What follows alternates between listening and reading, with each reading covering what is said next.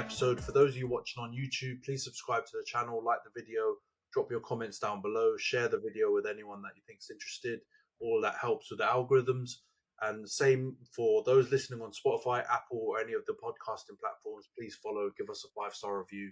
All of that stuff helps us grow the podcast and get it out to more viewers and listeners. Let's get into the Arsenal United game real quickly. Obviously, that was in the midweek. We haven't spoken massively about it, and obviously we haven't recorded a pod since then. Arsenal with the win, 2-0 at home, 0-0 at half time, and then early in the second half, I think within the first 15 minutes, Jurriën Timber scores from a corner, and then I think again late in the middle of the second half, it comes off Saliba's arse and makes it 2-0. So yeah, what did you make of the game first of all? Because I think you were out and about, weren't you? So you didn't catch it live, but I'm guessing you've watched it back, or at least the highlights. Do you think it was a fair result? I think it was a fair result. Obviously, there's a lot to be said about the manner of the result in terms of how we scored goals and how we played football, etc. But I think overall, if we think about the game of football, I think we were better. Obviously, it was relatively even in terms of possession and stuff. It's not like we completely dominated you or anything else like that. But I think we had enough chances, mostly off of set pieces, to put you away. And I think you did have a couple of chances, but I can't say any of them were like majorly clear cut. So I think overall, I'm happy with the performance. I think we deserved it. And, obviously we moved on to a slightly worse result over the weekend. So good result against you guys. I think you played well. You can see improvement. But yeah, I just think we were a little bit too good for you on the day. Yeah, no, I agree. I think it was a fair result. I think overall you guys had more attacking prowess. You looked more dangerous overall. Well, not really in the first half. I think in the first half we controlled the game pretty well. I've seen some analysis on it, and I don't think it was backs to the wall in the first half. I actually think we had a lot of the ball. And you guys didn't really create anything except from, I think Partey had a chance from a corner, obviously. Yeah, easy. But other than that, nothing really happened. Second half, though, I noticed it almost straight away. From open play, there was just, you had a bit more space. People seemed like on our side that they weren't pressing as well. And then obviously you managed to create all those corners that you created a lot of the big chances and obviously the goals from, because they don't come from nowhere, right? They weren't just people taking pot shots from 40 yards. You were getting yourself into decent positions.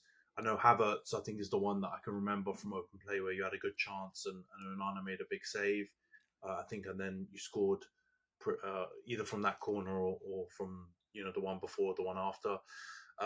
There's some frustration though, because I do think like some of the corners we gave away, it was almost like we'd forgotten, or we just lacked total awareness that corners were a real danger for you guys. Because I think the goal that comes off Saliba's backside and in, Rashford is sloppy and kind of concedes the corner willingly. And I think like we all make jokes and stuff like corners are basically like penalties for you guys, but you're so dangerous from them. Like we have to avoid giving them away. And I think, what was it, 13-0 in corners by the end of the game. After the first one, you could tell we need to try and avoid these scenarios as much as possible. And I give part credit for you guys forcing a good chunk of them, but I do think there was quite a few as well where we kind of conceded the corner thinking we weren't playing a team that was necessarily super strong at corners. And brought some of the problems onto ourselves. But overall, I think it was a fair result. I think you guys are the better team. I don't think you played that well on the day. And I think you did have to, rely on the corners to create your biggest chances. But I don't see the big furor around. I know part of his banter, but I don't see the issue with being a team that's good at corners or set pieces. I think it's a part of the game. And I do think it's a modern phenomenon where people come in and say, oh, but this guy scored mostly penalties, or you score most of your goals from set pieces. It's a facet of the game, and it's important. I don't think anyone's going to care if they win a league or scoring, set pieces or corners, or win a Champions League off that. It's only being used as a stick to beat you guys because you haven't quite got over the line. But it's ridiculous. What do you make of it? And I know you get frustrated by it. What do you make of this whole like set pieces corner FC chat? Uh, honestly, at the beginning it bothered me a lot, but I don't think I don't really care anymore. I think the main thing I found really is that it's got nothing to do with how we really if we're a good team or not. It's just got everything to do with other fans wanting to be able to have something to talk about with us, right? Like if we were playing beautiful football and we weren't as strong as we are, they would say that, right? Like Troy Deeney is famous for saying that. A lot of other fans were very famous for saying we're soft. I think Arteta put it really, really well, right? Like if we didn't do these things, and everyone would just find something else to talk about. And I think that is really the crux of the issue, right? Is that somebody's got to have something to talk about. When you talk about Pep and his almost complete football, everyone says he's boring, or everyone says that you know, they've cheated, or they find something to talk about, right? When it's Chelsea back in the day, doing the similar kind of thing as we're doing now, everyone says it's too physical and that they're cheating and they're parking the bus and they're doing Mourinho football. There is no way to win here, right? Like there's always going to be something that people will want to talk about with your team, and there's always going to be a way for them, something to hang their hat on when it comes to you guys not being a good team.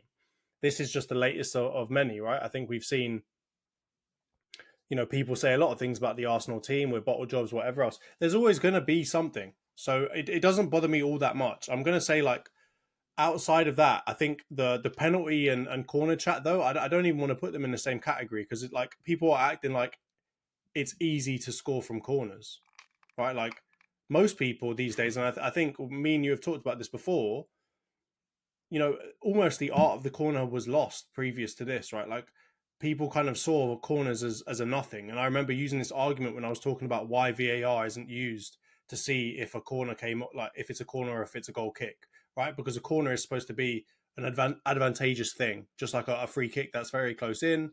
Maybe not quite as advantageous as a penalty, but it's supposed to be advantageous to your team, right? In some sort of fashion. Otherwise, it wouldn't be, it would just be another throw in from wherever the ball went out, right? Like, why would they have decided that line is where goal kicks happen or corners happen?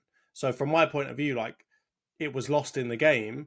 As a result, VAR, the referees don't really care about it. And so it's kind of nice to see someone actually utilize some of the different forms of football that you can play, and some of the different set pieces or, special rules that we have in football, and trying to take advantage of them. So from my point of view, like, we will always have something to moan about when it's pure possession football. We'll moan about too much possession. It's boring. It's suffocating. Whatever else. If a team is cracking people on the counter, we'll say that you're a counter-attacking team. You just like to hoof it. It's the same stuff every single time. So I think we're just gonna have to tune it out. I think people have also forgotten that we also score goals from open play too, and quite a lot of them. So from my point of view, like. It's part and parcel of being a fan of football, and opposition fans wanting to say stuff about your team. So I'm just going to leave it alone. But I think Arteta really did summarize it really well in his response to kind of one of the more recent questions he was asked about it. Yeah, I just want to be a better team, innit, overall. And the thing that's obviously we've been talking about this for ages, right, on the pod, and you've kind of been you didn't explicitly talk about set pieces or corners, but you basically alluded to you wanting Arsenal to be a better kind of more all round, multifaceted team, and Yeah, not only score goals a certain way and all that kind of stuff. So now, obviously, people might use it as a stick to beat you guys, but ridiculous to me. Right, my overall thoughts are I don't understand why there are like we've suddenly created like a hierarchy of goals. Like what's like what kind of goals are acceptable, what the ones that are desirable and the others are undesirable. It's ridiculous. Set pieces, corners, free kicks, penalties. I know they've got a different scale of difficulty, but they're all an art form. Players that are good at them and teams that are good at them generally succeed in whatever their goals are. And I don't think we can be, snobs and say we only want to score 50 pass moves. Like this is partly some rubbish that's been brought into the game by, modern football tactics and stuff like that, or journalists or coaches or players or who've kind of put out this rhetoric of like, playing beautiful football is the most important thing, and this snobbery thing has infected all corners of the game, right? But I think at the end of the day, fans that are whinging about it are secretly just jealous that their team couldn't score more goals from that medium. And speaking as a United fan that took the L on this due to 2 corners, and the majority of your chances coming from set pieces and corners, I still think it's a desirable thing. And ultimately, I would love to see United do much better at those facets of the game. And so I can only commend you guys. It's annoying, right, as a rival fan when you're playing against a team, because you feel like you said, corners shouldn't be a penalty. They're not tap-ins. You have to be so good at them to make them that dangerous, which I think you guys are. But there's enough data out there to know you guys are phenomenal at corners and set pieces. I look at my team and I'm annoyed that we can't do something about it, right? And that's where my annoyance should be laid bare, right? Not at your doorstep. You should keep doing it, right? If in other sports, if you see your opponent struggling with a certain tactic, you push that home, don't you? Right? If you watch tennis, if you see a guy struggling on their backhand, you go to their backhand all the time. In boxing, if you can see someone's injured in a certain area, you try and take advantage of it, right? So you guys did it, and people are just onto you because I think secretly a lot of people are just jealous that they weren't better at corners or set pieces. And it's a good thing, man. I think it's a positive. And yeah, like you said, like Arteta said, if it wasn't for the corners or set pieces, people would come onto you for other things. The only thing I want to end on this segment, right? It's also kind of fake news, right? You do score a lot of corners, you do score a lot of set pieces, but if you look at the proportion of those corners and set pieces in your overall goal scoring, I think it's like under 30%. It's like 25 or 26%, right? You're not top of that league. United actually score more, like, of our percentage of goals that we score. I think ours was 29 or something, right? And I don't even think we score many corners. I think the reason why it's inflated is because we don't score many goals, right, overall. Yeah. And you score way more goals from set play. But I think Everton were top with like 40 odd % or something like that, right? So yeah, I think it's very unfair to put you in that bracket because you score tons of goals outside the corners. Obviously, some games where you're struggling and your play's not that fluent, you might rely on them. Like it makes sense, right? If you're struggling, not playing that well, and also rely on them. Get the corners out.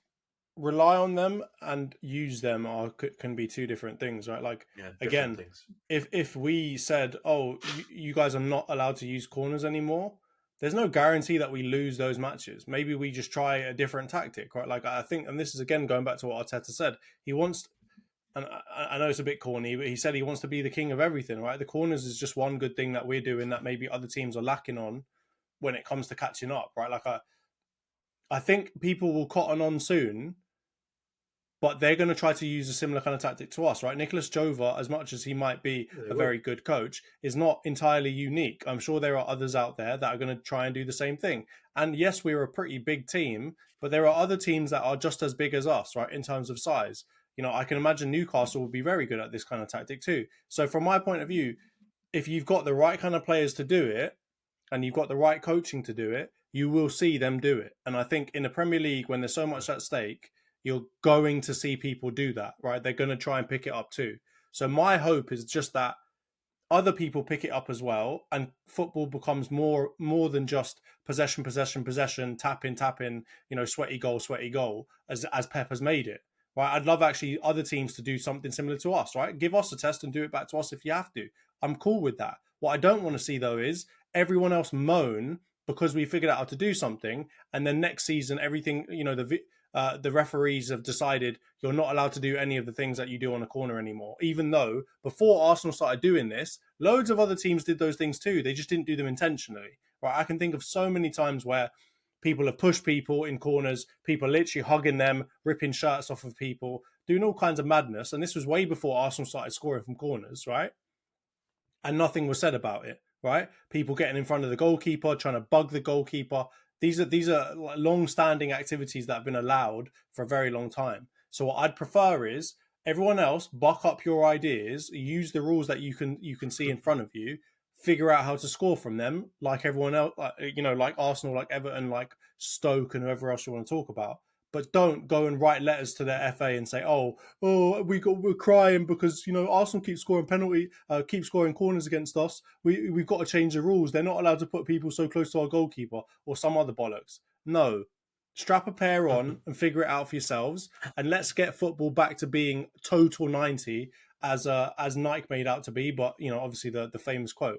let's actually have a game where you have various different ways of playing, and you don't just get dominated by one bald Spanish don doing his tactics over and over again and affecting everyone else. Yeah, no, I hear you, man. I agree completely. Like, I think we just all need to adapt. But I'm pretty sure what you said and mentioned earlier about the referees changing rules is probably where we'll end up. I don't agree with it, but that ends up being the case, right? With a lot of scenarios like this where someone's kind of identified a cheat code, even though it's not cheating. I'm just using that as kind of the terminology for it. It's a shortcut. And then people can't work out how to stop it, so then they moan and whinge to the authorities. But I think everyone's just got to adapt, man. We all got to improve. And yeah, like we talked about off camera, there's some elements that might be okay to be outlawed, but I think the majority of it is what it is. You've just got to find a way to stop it and find a way to emulate it on the attack.